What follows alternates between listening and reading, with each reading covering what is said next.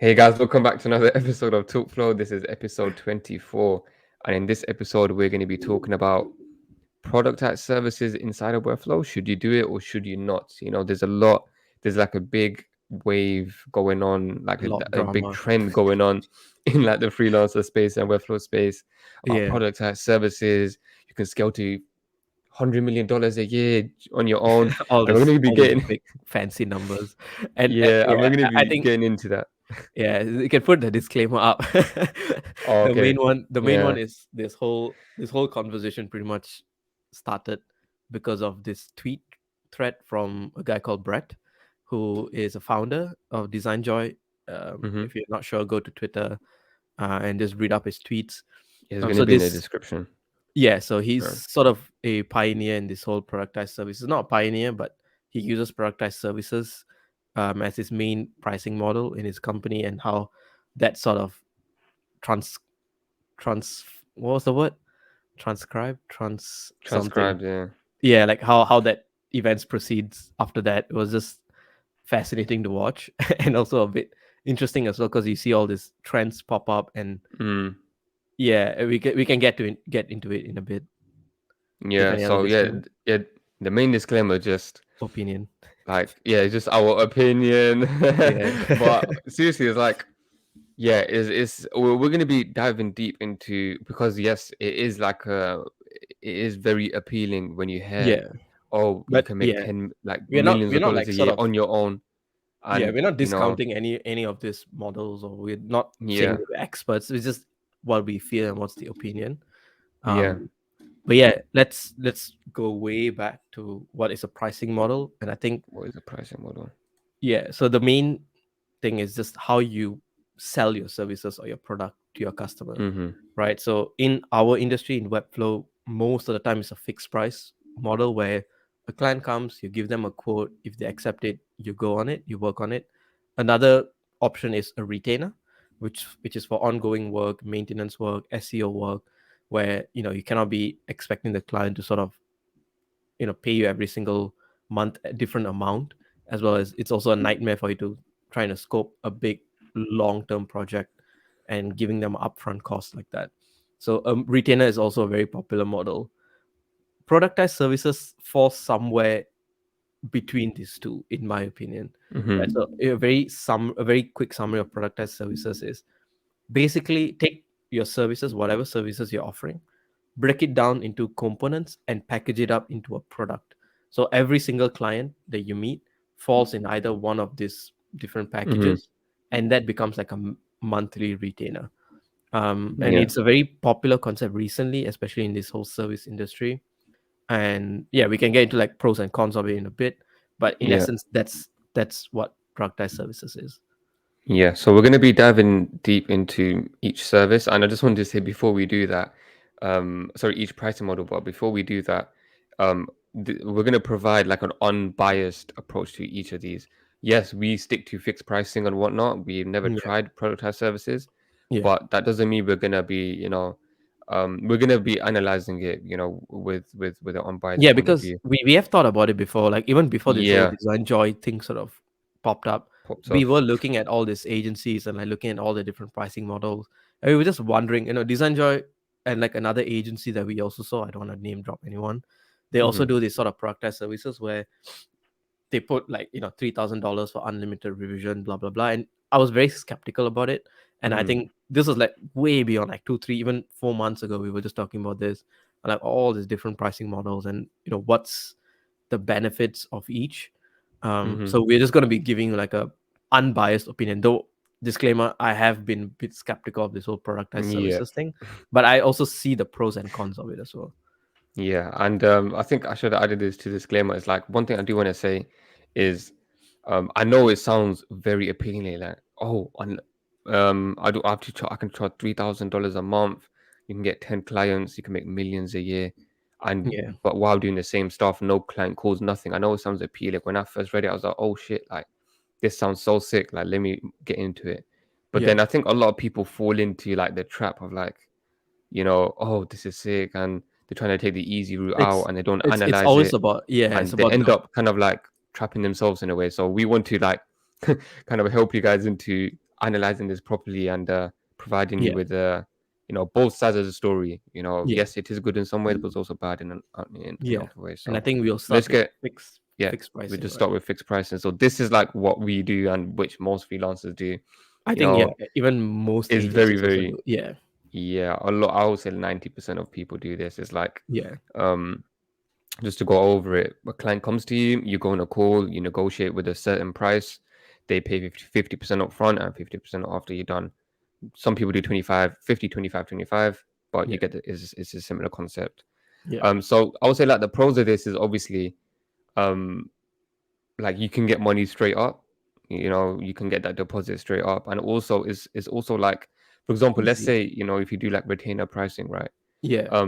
They can pay you, if let's say you're getting paid hourly or daily, is your value is stuck with your time, so you're trading your time for money. But with pricing, Yeah. it's like it doesn't matter about if it takes you 10 hours or 100 hours, right? you know for example, last year I was charging maybe £500 for like a 3 to 5 page site, Yeah. and it took me so long. Now, based on that concept, what's it called? I should have just stuck with my trading my time for money, but it didn't happen like that. What happened was it took me way shorter. It took a way shorter time to create that 3 to 5 page website, but I Yeah. charged more. So it's that you can tie with fixed pricing, you can kind of tie your value in your pricing rather than your time, your pricing. I think that's kind of the main benefit. Yeah. And And another one, I think yeah. it's just easy, isn't it? You give a set of Hmm. deliverables, give a deadline, and your client agrees on it. There's no confusion about the pricing.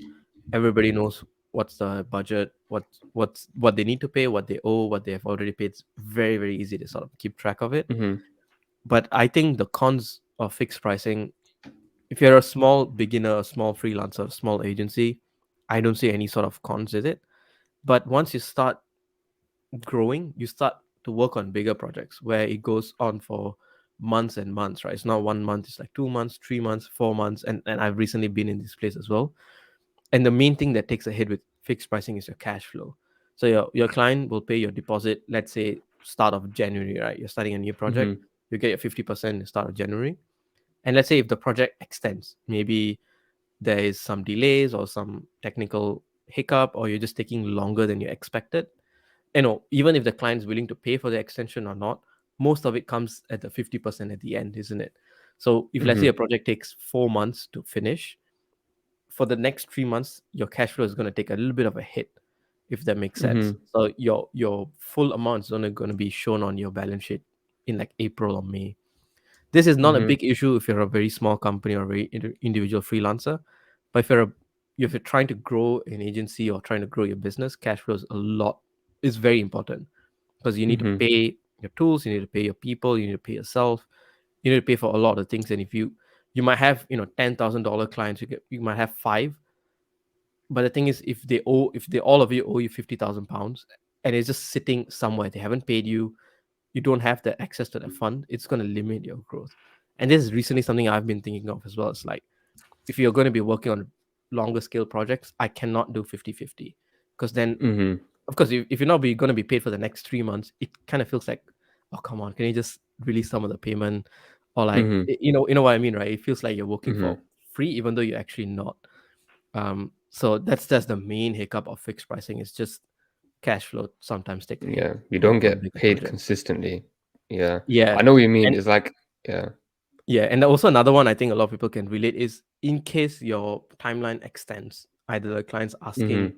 for a bit more work, or you just underquoted the time, right? Like you just thought it's going to take 5 weeks, but it's taking you 7. It's on you, isn't it? So you cannot sort of tell the client, hey, Hmm. I'm going to charge you for the extension. Sometimes you can, if it's a scope creep or whatever, but most times we don't, because we want to be fair and stuff like that. So that is also a downside. Is fixed price, unless you specify the client, if there's an extension, we're going to charge you for that. But most of the time it's like, at the end of the project, you just feel like, damn it, I should have charged a bit more for this, Mm. things that we don't really expect to happen. Yeah, and yeah, I kind of understand as well. It's like even even when I do take on a project, even if it's 2 weeks, right? So at the beginning you get paid a lump sum, but then during those Yeah. 2 weeks you're working, but you feel like you're not getting paid. It's kind of Yeah. kind of a weird thing, and I Yeah. can And imagine how most that can affect and the like thing a is, like, large most agency. clients only pay after the project goes live, which takes an extra one, Yeah. 2 weeks, and you're like, Yeah, oh, I've come learned my on. lesson. I Like, don't do that. What I do is after I've done my job. So if it's a design project, after I finish designing, I get paid. After I finish yeah, developing the site, I get paid. I don't care how long they take to get live. Like right. I've done So that it's before. The client took like a mm, month or two to like set up buy the domain and say, oh, I was like, you know what? Nah, right. man, Yeah, yeah, I'm gonna change up my terms. yeah, But yeah, yeah, yeah. yeah, man, That's the cons for me in terms of fixed pricing. definitely, yeah. Cool. So retainer pricing is the next one, and this is kind of is not the same as productized services. It's a bit different. For example, Yeah. maintenance, right? I've seen a couple of agencies, they charge a monthly retainer for a certain amount of hours of maintenance. And I would say the pros of this is it's like ongoing revenue as well if you charge for maintenance. Hmm. Um, you know, what I like to do is after a project's finished, after the project goes live, 14 days after the project, there's free support. So like if there's like any errors are made, for example, if they, something broke, for example, I can Yeah. go and I'll help out for free. And that kind of gives the client a taste of what maintenance will be like. Yeah. And then that kind of but yeah, maintenance, I think is good because I personally think it provides recurring income. Even for example, I think I've seen a lot of people how they do this is that they let the clients pay for hours up front. So let's say, Yeah. okay, for the month of April, I'm going to buy 10 hours from you. But Yeah. the con about that, and they pay that those 10 hours for, and then they can Yeah. use those 10 hours whenever. But then I was Yeah. thinking about this the other day. I had like two clients come to me, or two leads, sorry. They came to me and they wanted to switch Webflow developers, and both of the Mm. reasons was because their previous developer had no availability. They were okay, Mm. but the response time was so bad and all Mm. of that stuff because they didn't have availability. And I was trying to think of a solution. And I think the solution could have been like maintenance, right? Let's say that client wanted availability. He could have purchased pre-hand 10 hours of my time. So Yeah. throughout that month, I could have blocked out 10 hours of time for that person, Yeah. if that makes sense. So yeah, I think it's a good way to kind of firstly solve that problem that clients like always dread of, like the developer not having availability anymore because he's too busy, and Yeah. also provides you a bit of recurring income. Yeah. So I think the main pro of retainer pricing is just the monthly income, which again goes back to my point of cash flow, Cash flow, where yeah. if every month you get a certain amount of income, that frees up your time so much. Like, you Mm, don't have to go hunt for clients every single month. You don't have to work on new projects every single month. You just need to maintain whatever the mm-hmm. clients that you already have. And it's super easy to scale from there. Because if you, let's say, Yeah. you get two clients who are paying you, $3,000 every single month. Now that's enough income coming in every month for you to go and hire someone full time, right? You can pay someone, I don't know, $2,000, $3,000 every Yeah. single month, And not to sorry, just deal. Yeah, also some people what they do is they do like contracts. So they sign like a 6 month agreement. So yeah, for the next 6 months you're guaranteed to get this amount. And I think that not only is good for cash flow, but also provides peace of mind. Oh yeah, yeah. for the Because next six if months, I yeah, know I'm gonna yeah, have X amount every month. You know what I mean? So yeah. yeah. So then that's also a good point. Like, it helps you grow basically. So if, let's say, a client books you for the next 6 months, and it's always a big amount that they pay up, of course they give them a discount, but that's a huge sum of money, that actual cash injected into your business. Now you can use that to grow, hire people, get an office. It just Hmm. gives you a lot more potential, right? This is why it's something a lot of agencies, every single big agencies, they do retainer with at least some Mm, of their customers, right? yeah. But the con with this is the work that you end up doing becomes very, very tedious, very, how do you say, like, it's not glamorous work. You have to Mm, go in and add a blog page, or fix a typo, or make the logo bigger. And, like, that's one big catch with this retainer pricing or maintenance work, is you end up doing very, very minuscule tasks rather than building big projects, which you can. But most of the times, clients just want somebody to go and fix a typo or add a new image and stuff like that. The second mm, big con I see with this sort of maintenance work is, every single client is different. And Mm. if, let's say, you do Mm-hmm. packages, which is very common, right? Like you have 3, 4 packages and your client chooses which ones they want. Every single client is so different that they want a certain thing and they don't want a certain thing in the package. And there's a lot of communication that you got to go through. Communication needs to be clear.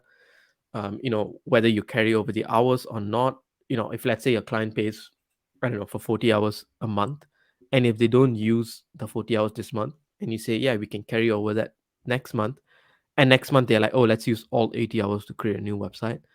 You're like, ah, damn, now I'm stuck on this project unexpectedly. And Mm. sometimes, because they pay this retainer, clients sort of have this thing of like, they are the only customers, so they end up just giving you a lot of like petty tasks every single day. And that could also be quite annoying, especially when you're working on other things.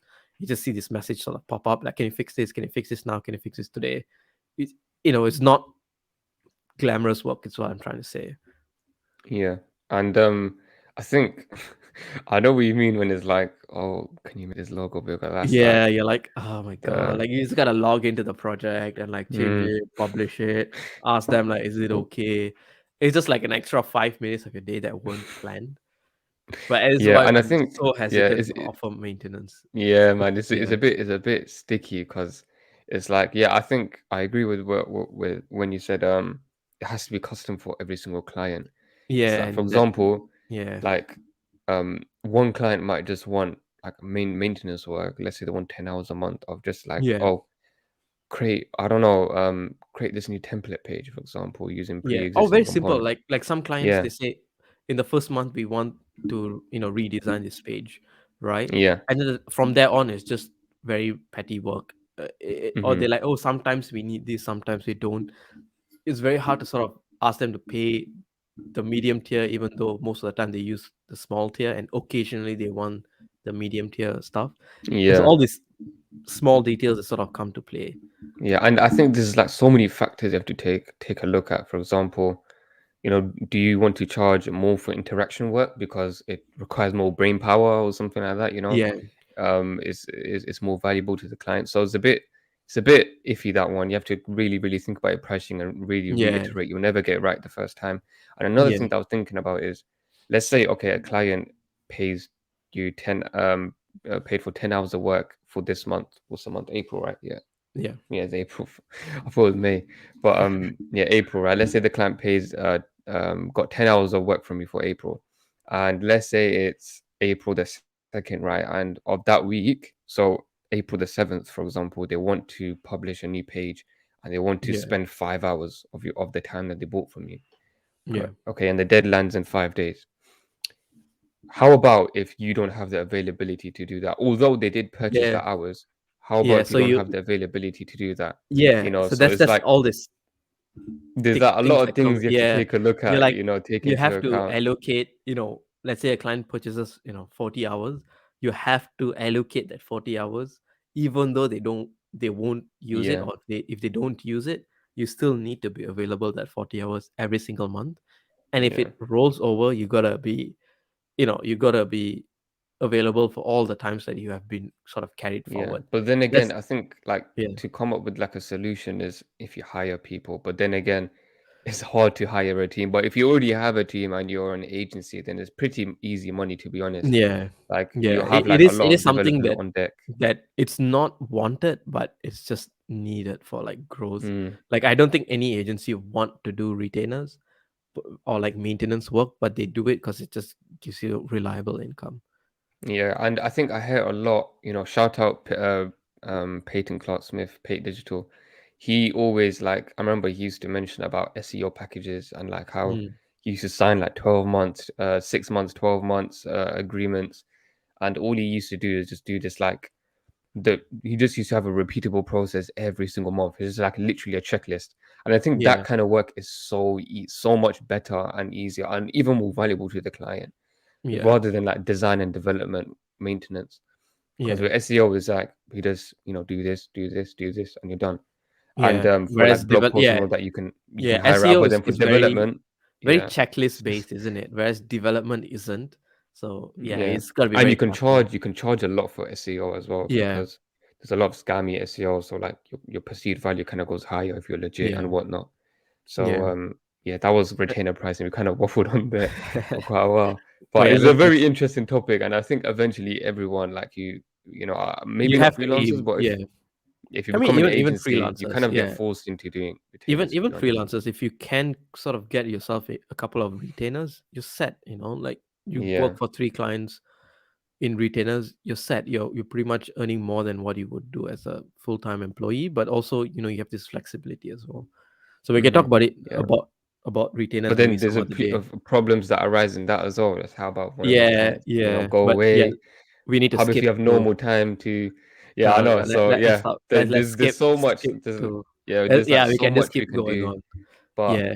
yeah, we've But I got think to the move on main the to main topic is the productized juiciest services. topic right now, Yeah, which is productized productized services. services. I think we sort of gave everyone sort of an idea on what it is.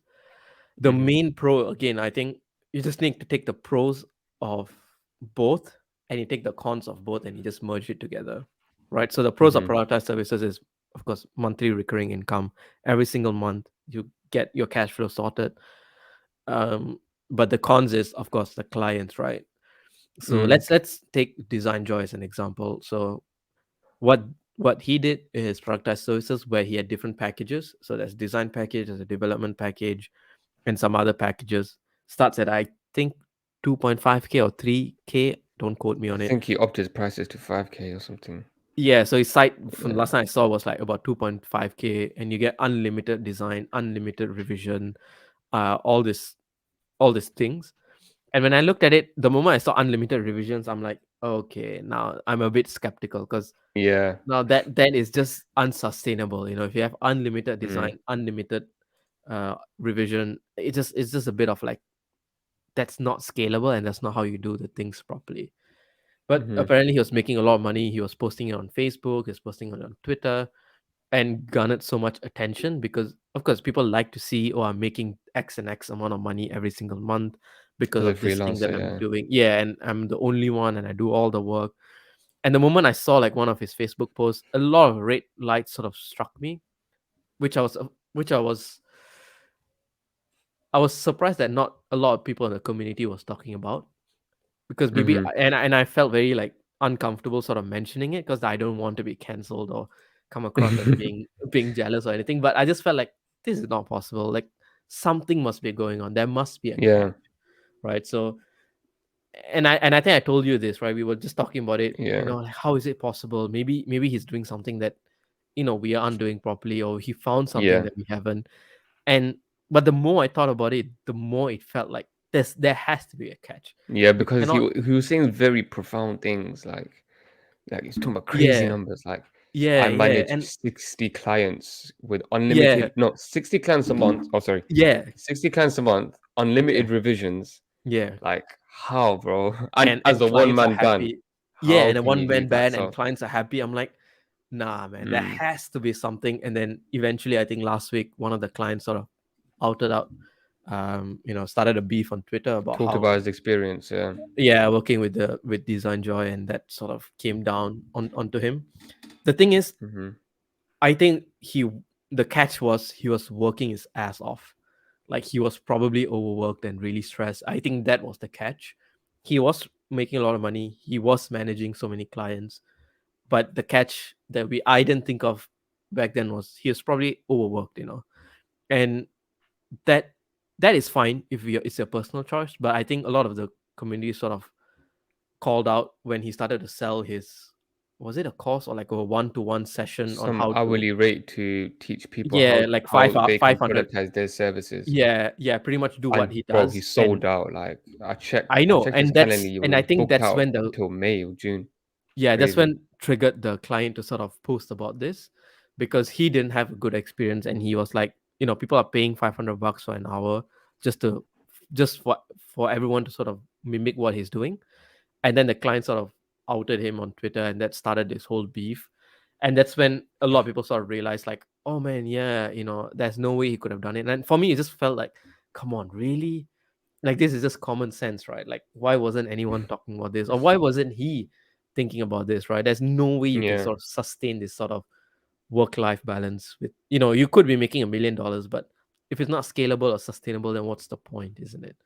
Yeah, I mean, it's so like, I think It it's was like just too good to be at true. the big, yeah, it was like at the beginning I was thinking that's crazy, that's You whatever. But you then were when I like saw you were really, like a top yeah, tier supporter, right? You're like, yeah, man, I you're doing was no, no, something. because it's like that's crazy what he's doing. I don't like to, straight up like not, Yeah, just be like, nah, I don't believe it. I was like, yeah, if that's what you're doing, I gave him the benefit of the doubt, and I was like, yeah, yeah. bro, I keep I doing was you I and was always whatnot. skeptical, and I was like, Yeah, nah, but then that's after when I start really going deep, I was like, how can you manage 60 clients in yeah, like a month with unlimited revisions and as a one person team?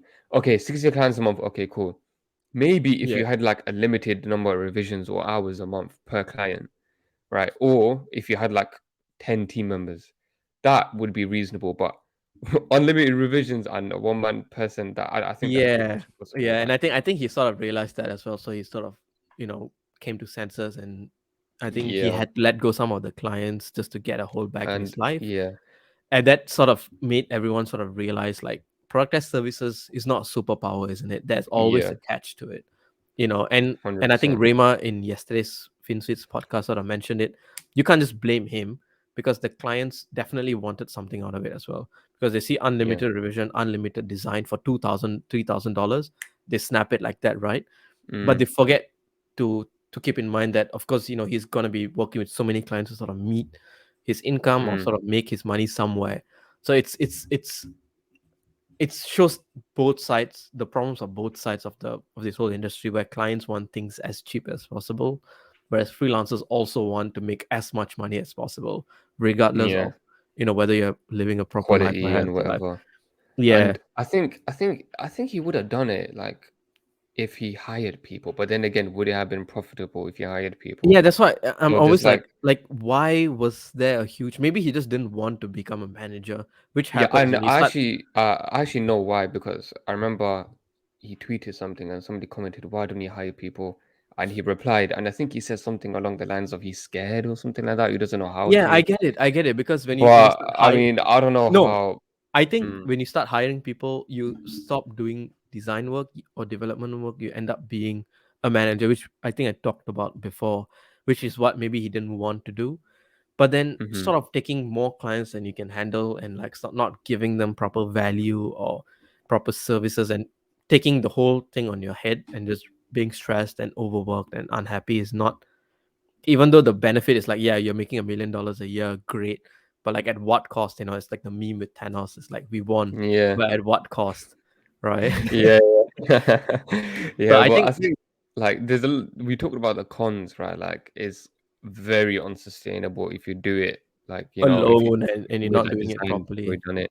But Yeah. I think there's a bunch of positive things that we can take from it. It's like it is possible to productize your freelancer services. I Yeah. think that's one thing that we have learned, whether Yeah. And that I think, be, but on yeah, a I yeah, would on say, a like like, a hourly rate or you like you revisions, you whatever. probably, I would suggest not to put these prices out on public. It's I Hmm. would say it's mainly for internal use. Like, you can say, okay, these are all the things that I'm gonna do. I'm gonna do 3 pages, I'm gonna design, I'm gonna build, but I'm not going to hand over, I'm not gonna give them training, and this is the base price, right? And then I'm gonna design more than 5 pages, I'm gonna build all these pages, I'm gonna do some SEO for them, and I'm gonna train them on how to maintain the website, and I'm gonna charge them this much. And then you can do that. So it's, you have a pricing reference when a client Mm, comes and they say, hey, I want a 3 page design developed, I don't need training, because I know how to use Webflow, I just need somebody to build it. You can just be like, okay, it's going to be this price. You don't have to go and keep a scope every single time. You can just send them a mhm. link. It's like, hey, I think most of your requirements sort of fall in the basic plan, I think that'll be perfect for you. Or you can say, like, your thing is sort of between basic and the growth plan or Yeah, something like that, and we can customize your plan based on that. yeah. I I think think there's that's, like yeah, you have to set constraints in your plans. Like you have to have yeah. limitations. And I Do wouldn't not, do, for the sake of like everything that we talked about today, do not do unlimited revisions, unlimited pages, whatnot. yeah, Like, yeah. as you said, the basic package can be like 3 to 5, then it can go up, and And then do not, I like, would suggest not to do it a monthly thing as well. I think mhm. use productized fixed pricing is sort of what I would suggest, because if you start, it's I was thinking about it, like, why don't we then, say it's going to take 5,000 a month. If it extends, you pay me another 5,000. If it extends another 3 months, you pay me, right? Everybody gets paid for the work that they do. But I have a feeling that might be very difficult to sell to clients. Because You how know, about if it do they pay you at the end of the month or the beginning? yeah. Or if you say, like, Like, oh, the package is $3,000 and it's going to take 4 months, why don't you just charge them, I don't know, 3 times 4, $12,000 yeah, upfront, 50 plus 50, me, 50, yeah. right?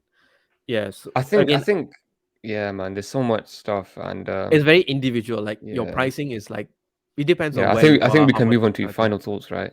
So it's Yeah, like, yeah, I think, yeah, yeah, like just to summarize, it's like what I think is like pricing is such a like complex, not complex, but it's like such an individual thing that no one can tell you this is the right way to price, and it's like so there's always going to be a con with how you price stuff. There's not going to be like the one yeah. perfect pricing Yeah. model, There's always and an opportunity cost and yeah, it's just about what con are you willing to take on, and that's a very yeah. individual thing, right? So, And I think, I think and definitely the safest option, and I think the most common one that will obviously fixed, make yeah, you happy, will give the freelancer money, as well as it'll make the client happy, is is fixed fixed pricing. price. Like I Yeah, think that that's the number one thing you should start off and another with. point to add is, don't try to reinvent the wheel, because I think the web industry, Mm, yes, it's not been around for 50 years, but in the 30 years or so, that's, I think the web is only like 20 years old or something like that, man. So in that 20 years that's been alive, my age, so many people have come in, so many yeah, companies have been built and sold, and I think the whole web design space is old enough that pioneering a new pricing model is a bit difficult, right? And if yeah, if if you are going to do it, you're going to face a lot of criticism, you're going to fail, you're going to learn, which is what Design Joy did. But if you're not, I personally don't see why you need to reinvent the model or anything like that. mm, If it's worked for so many companies out there, it probably works for you. yeah, And another thing is, try to maybe another option could be mixing both fixed pricing and retainer pricing. So yeah, you Productized Services, as we told you, is sort of a mix of both, isn't it? So maybe for projects where it makes sense to make it a retainer, do it, right? Wherever it fits. You don't have to force a client, like, you have to pay a monthly retainer, even though it's just a mm, small tweak or something like that, right? Just yeah. make it as easy as possible for the client to work with you. I think Yeah. that's the, Yeah, yeah. definitely. And just to give my final thoughts, I think like with Webflow and website design, I think it's so hard to productize websites and like website design because every client has a different requirement. Some clients might have Exactly. interactions, Yeah.